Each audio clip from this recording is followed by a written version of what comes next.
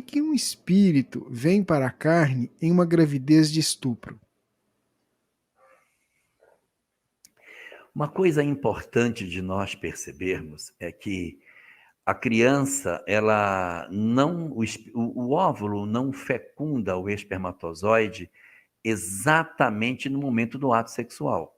Nós temos uma ilusão de achar assim, aconteceu o ato sexual, então naquele momento aconteceu a fecundação. Não, a fecundação ela ocorre horas depois do ocorrido.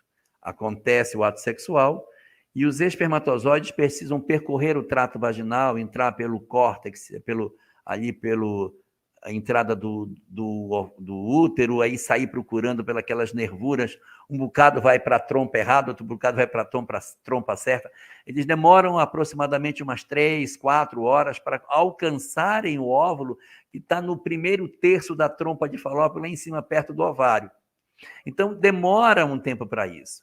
Então, a gente pode pensar assim, puxa, houve um estupro, então como é que faz? São horas depois. E esse fenômeno vai se dar. O que ocorre é que a gente não tem noção das histórias que nós trazemos dentro das nossas almas. Então, existem determinados espíritos que eles precisam passar pela experiência para, fundamentalmente, duas razões. Uma delas, imagina, de repente, indivíduos que, durante um tempo, defenderam de maneira bastante veemente o fato de que a vida não deve se manifestar, que a gravidez indesejada não deve se manter, quando nós sabemos de muitos casos de mulheres que tiveram a gravidez indesejada e que depois seus filhos se transformaram no grande arrimo de suas vidas. Então, se a mulher engravida dentro de uma circunstância e alguém vem e diz, não pode, essa pessoa ela se inscreve diante da vida para, de repente, viver uma experiência em que ela vai precisar da misericórdia para poder renascer.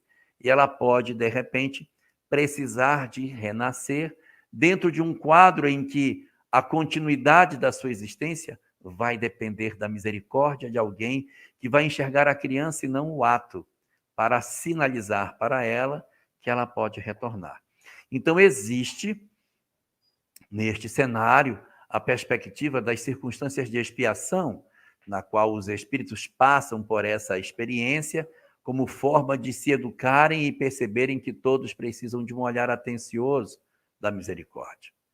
E uma segunda é quando algumas entidades que são de condição espiritual elevada, elas podem decidir renascer numa condição de fragilidade, exatamente para deixar a assinatura de que, mesmo sendo originadas por um aspecto de violência, o que procede da carne é carne e o que procede do espírito é espírito.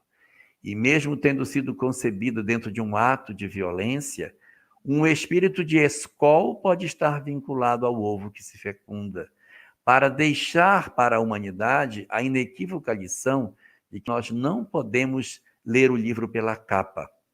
Nós temos grandes gênios que foram frutos de um processo bastante difícil financeiro, viveram situações bastante difíceis, mas se tornaram grandes gênios da humanidade. Então, nós não podemos dizer assim, fulano é pobre, não merece viver. Fulano vem de uma condição social infeliz, não merece viver. Não, a história está cheia de casos para nos falar que isso não tem nada a ver. A mesma coisa vai acontecer com essas circunstâncias. E aí, eu quero dizer que é doloroso o processo do estupro, sem dúvida, é muito doloroso. E nessas circunstâncias, se a mulher não suporta o processo da violência, então a adoção se apresenta como uma solução razoável para evitar agressões maiores, se ela assim entenda. O Espiritismo, portanto, nos casos de violência, sugere que se mantenha a gestação até o final, e se a mulher não tiver conforto, tranquilidade para continuar a criar a criança, que ela entregue à adoção, porque o abortamento pode parecer uma boa solução agora, mas pode produzir sequelas emocionais na mãe amanhã, em função dela, no futuro, pensar que poderia ter dado uma outra solução. Então, o que se sugere? Está insatisfeito? Passa para frente. Existem muitos casais ávidos por colocar uma criança no colo.